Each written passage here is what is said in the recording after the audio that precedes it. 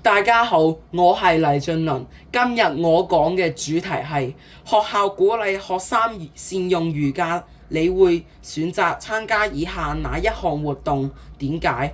如果要選擇一項活動嚟善用餘假時間嘅話，我一定會選擇烹飪。烹飪唔單止係一種生活技能，更加係一種藝術同埋創造力嘅表現。喺學習烹飪嘅過程中，我可以提升對食材嘅認識，學習健康飲食習慣，並培養耐心同埋細心。此外，烹飪能夠帶來成就感。當我親手製作出好食嘅食物，同家人或者我嘅朋友分享嘅時候，我都會感到十分滿足感。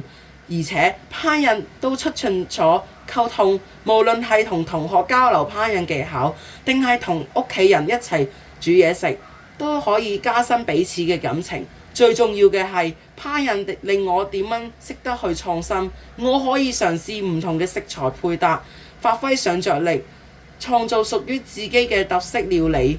呢個唔單止係鍛鍊思考嘅能力，更加係提升解決問題嘅能力。因此，我認為烹飪係一項又有趣又有實用嘅活動，可以讓我善用時間，同時提升生活技能同埋創造力。呢個就係我選擇烹飪嘅原因。我嘅分享就到此呢度為止，多謝。